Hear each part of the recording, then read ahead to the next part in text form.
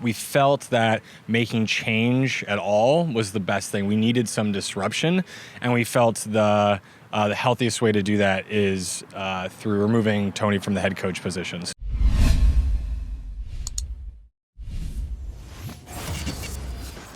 Well, it's the end of week 9 with coverage brought to you by OmniSlash. I'm joined right now by Nick Allen from CLG, who helps run that team.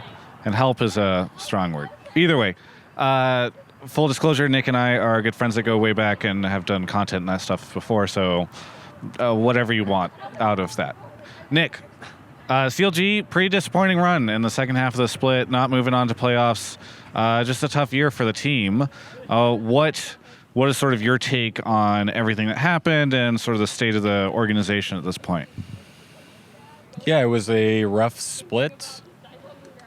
I don't know, I think the fans have already said most of this for us, basically, in our subreddit, just destroying us, but we didn't live up to expectations. We wanted to succeed, obviously. We didn't.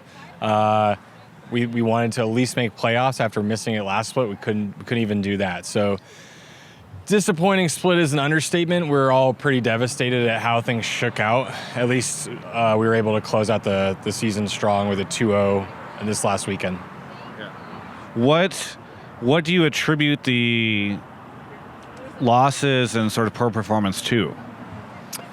Yeah, it's hard to pinpoint one specific thing. I just think we were not doing a lot of things well. I think we weren't using our time as wisely as possible. We weren't having the best strategies in game. It's clear we had a really strong early game. When it came to mid-game, we struggled, and that transition was really hard, and we just didn't have the ability to correct that mistake. That we've had some challenges with shot calling that date all the way back towards the beginning of last split.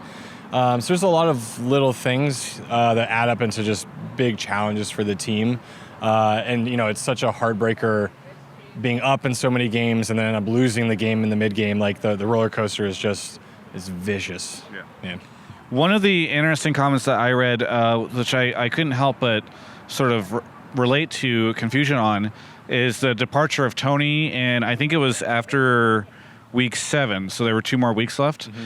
And it feels like a strange move to me. This is what the comment described, because if there were concerns about the coaching situation or it felt like the team needed a change, why not make that change either earlier or just finish out the split with them? Because given that there were only 2 weeks left and really only one that super mattered, doesn't it feel kind of non-consequential to make a coaching change at that time? Well, there was, as of last weekend, the start of last weekend, a chance that we could make it to playoffs still. And we felt our trajectory up to that point, losing 6 games in a row, obviously was not going to cut it. And we felt that making change at all was the best thing. We needed some disruption, and we felt the healthiest way to do that is through removing Tony from the head coach position. So obviously not an easy decision, but that was a time where we said, like, hey, if we're gonna do something pretty significant to the team in order for us to potentially make the playoffs, this is the weekend to do it. Like, let's make it happen. So I know there was a lot of questions on why now, but that's the biggest reason. And in general, I think it was challenging for us because we were seeing so much success, like in the scrim situation. Obviously that isn't very telling, especially as you've seen our schedule or our results, right? We've done so well this year, or in scrims, and then go on a stage and we don't perform well. So it's hard to know, like, hey, we're not seeing the same inconsistencies and challenges in practice that we're seeing on the stage, and as a result, we kept thinking we could turn it around. We were going to figure it out, and we were going to make it happen. And every time we'd have a losing weekend, we'd jump into scrims and things seemed to be going really well. And so it wasn't enough of that until that was really a serious pattern for us that we opted to make some changes. So that kind of makes sense to me that, given the scrims, you'd have a hard time. It's interesting because this split seemed to be a split of change, in that we saw so many teams willing to make what were considered by fans usually a very aggressive changes early on. We saw Cloud9, which every week felt like a slot machine on what their roster was going to be, and do you feel like the team or CLG should have been more proactive and sort of embrace change the way we saw other teams and other organizations earlier in the split? Yeah, in hindsight's 2020. Yeah, I think we made some changes. We finished out with a 2-0 weekend. It's a data point amongst many. We also played against weaker teams in the league. But we did see some positive results with changes. Knowing where we are now, we obviously would not want to do this again. So looking back, we absolutely would want to make some changes and shake things up. I think going forward, one of our missions is really to have really deep integration between our academy and LCS teams. Something that we had at a much lighter level going into over this last split, this season, frankly. And so that's one way I think that we can start to better understand what, if we are going to make aggressive changes, in what ways should we be doing that? What should we set our goals to be? Like how I think Cloud9 did some really interesting things with preparing certain rosters for certain teams and giving them huge amounts of runway in that preparation. So again, in hindsight, we saw success with shakeups. We also saw some failures with shakeups. So it goes both ways, but we should have made some changes earlier. Yeah. And then Darshan kind of hinted at the idea in his interview that there were going to be changes between this split and next year. It certainly makes sense given the results. Are you able to... certainly, I'm not expecting you to say, well, we're dropping these players and picking up these players, but can you give any insight into the type of changes that you guys would be looking to make? Yeah, so we are still working through what the changes are going to be, but I mean, we would be foolish to continue on with what we have right now into next year and expect to have better results. Like that has proven to not work for us. So there certainly will be changes going into next year.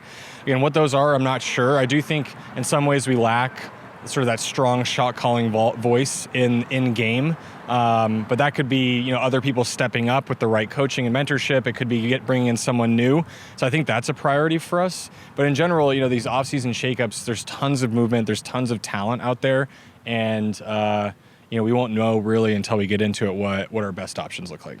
Do you feel there's a ton of talent out there? Because I worry for teams that have struggled this year. I feel like a lot of the other teams during the break did a pretty good job of locking up a lot of talent. Mm-hmm. I think there are potentially EU players that are considering going back. Certainly franchising happening over there might be an interesting impact on the willingness of EU talent to play over here. I don't know. You're not seemingly concerned by this.